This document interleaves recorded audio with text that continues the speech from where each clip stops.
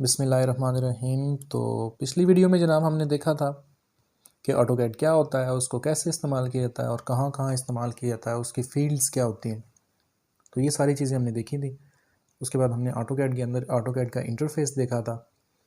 Interface क्या होता है, बाकी टूल्स क्या होते हैं, कमांड एरिया क्या होता है। तो ये सारी चीज़ें मैंने आपको पिछली वीडियो में बता दी हैं। अगर ये आपने नहीं देखी तो पिछली वीडियो जाकर आप देख सकते हैं। तो आज जनाब हम देखेंगे कि हमने किस ऑटोकैड के अंदर काम करना है। मैं फ़ोल्डर ओपन कर लेता हूँ। तो यहाँ पर आप देख सकते हैं, ये मैं तस्वीर ओपन करता हूँ। ये जनाब हमारे पास ड्राइंग मौजूद है एक घर की। ये ड्राइंग हमने बनाना सीखनी है।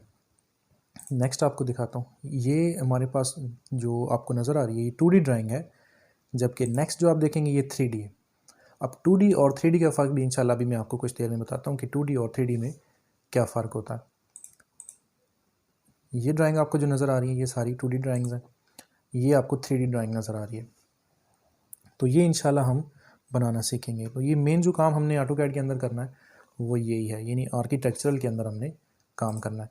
जबकि कुछ थोड़ी सी चीज़ें मैं आपको इंशाल्लाह इसमें 3D के अंदर बता दूंगा, यानी मैकेनिकल की 2D और 3D के बारे में कुछ चीज़ें आपको समझा दूंगा।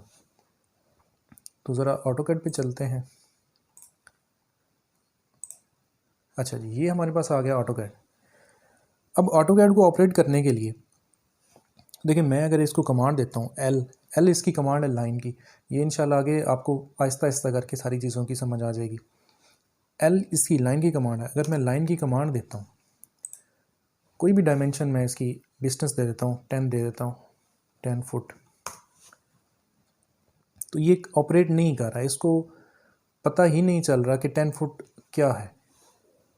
10 इंच करके देखते हैं, तो ये देखें इसको बिल्कुल पता ही नहीं है कि 10 फुट क्या है, 10 इंच क्या है।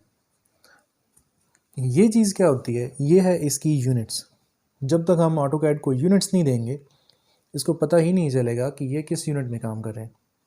तो यूनिट्स देने के लिए सबसे पहले हमें इसका MV सेटअप चलाना पड़ता है। MV सेटअप क्या होता है? मेन व्यू सेटअप उसको बोलते हैं। जब भी आप नया काम शुरू करते हैं, नई ड्राइंग शुरू करते हैं, तो उससे पहले आपने इसका MV सेटअप लाजमी चलाना होता है। सबसे पहले मैं टाइप करता हूँ। अच्छा, इसमें आप ये देखें कि जब भी आपने टाइप करना है तो बाज़ औक़ात लड़के क्या करते हैं, यहाँ पे क्लिकिंग करते हैं कमांड एरिया के ऊपर। तो क्लिकिंग करने की कोई ज़रूरत नहीं है, आप सिंपल टाइप करें वो टाइप हो जाएगा। MV सेटअप लिख कर आप स्पेस नहीं देनी, स्पेस के बगैर आप लिखेंगे MV सेटअप लिख कर आप इंटर कर दें। अब जनाब वो क्या पूछ रहा है यहाँ पे आप देख सकते हैं नीचे एनेबल पेपर स्पेस नो और येस। अब ये क्या चीज़ है, ये हमसे स्पेसिंग पूछ रहा है कि आप जिस एरिया में काम करना चाहते हैं वो उसकी स्पेसिंग कितनी देनी है, कितने एरिया पे आपने काम करना है। तो अभी हमने इसको नहीं बताना, हम खुद जाके एरिया जो है वो सिलेक्ट कर लेंगे। तो फ़िलहाल इसको हम क्या करेंगे, नो यानी N लिख कर इंटर कर देते हैं। अब नेक्स्ट ये हमें बता रहा है कि enter units type scientific, decimal, engineering, architectural, metric. आपने किस यूनिट के अंदर काम करना है। हमने चूँकि आर्किटेक्चरल के अंदर करना है तो हम जस्ट A लिख कर इंटर के बटन कीबोर्ड के ऊपर से प्रेस कर देंगे। अच्छा, ऑटोकैड के अंदर स्पेस बार का कोई काम नहीं है, स्पेस कहीं भी आपकी यूज़ नहीं हो सकती। स्पेस जो है वो इंटर का ही काम करती है। चाहे आप इंटर, जब मैं इंटर का नाम लूँ आप स्पेस भी प्रेस कर सकते हैं और इंटर का बटन भी प्रेस कर सकते हैं। अच्छा, नेक्स्ट यहाँ पर देखें तो ये हमसे पूछ रहा है एंटर द स्केल फैक्टर। अब स्केल फैक्टर क्या होता है, अब ये थोड़ी समझने वाली चीज़ है कि स्केल फैक्टर क्या होता है। देखें, अब एक प्लॉट है जिसके ऊपर हमने ड्राइंग बनानी है। अब प्लॉट का साइज़ है 25 बाई 50 फुट, यानी उसकी जो फ्रंट है वो 25 फुट है, यानी 25 फुट है, जबकि उसकी जो लेंथ है वो 50 फुट है। अब उसके ऊपर हमने नक्शा बनाना है, उसकी ड्राइंग बनानी है। अब ड्राइंग तो हम बना लेंगे, लेकिन अगर हम यहाँ पर एक्चुअल जो इसका स्केल है उसके ऊपर काम करेंगे तो हमें क्या मसला आएगा कि जब हम ड्राइंग कंप्लीट बना लेंगे तो हमें 50 फुट लंबी मशीन भी चाहिए जो उसको प्रिंट कर सके, और 50 फुट लंबा पेपर भी चाहिए जो जिस पे प्रिंट हो सके। तो ऐसा तो मुमकिन नहीं है, ना ही 50 फुट की कोई मशीन है और ना ही 50 फुट का कोई पेपर है। इससे बड़ी भी जगह होती है, लाजमी नहीं कि 50 फुट ही हो, इससे कम भी हो सकती है, ज़्यादा भी हो सकती है, कनालों में भी होती है। तो बताने का मकसद ये है कि अब हम क्या करेंगे, जो हमारी ड्राइंग है जिसको हमने 25 बाई 50 का एक नक्शा बनाना है, तो उसको हम क्या करेंगे, स्केल उसका ऑटोकैड को बताएंगे कि स्केल इसका छोटा कर दो। अब स्केल छोटा कैसे करेंगे, सबसे नीचे देखें यहाँ पे लिखा हुआ है फुल, 1 लिखा हुआ है ब्रैकेट के अंदर और उसका सामने लिखा हुआ है फुल। अब इसका मतलब क्या है कि आप 1 फुल यानी कि पूरे स्केल के ऊपर आप काम कर रहे हैं। तो पूरे स्केल के ऊपर आप काम नहीं कर सकते क्योंकि आपको प्रिंटिंग में मसला आएगा।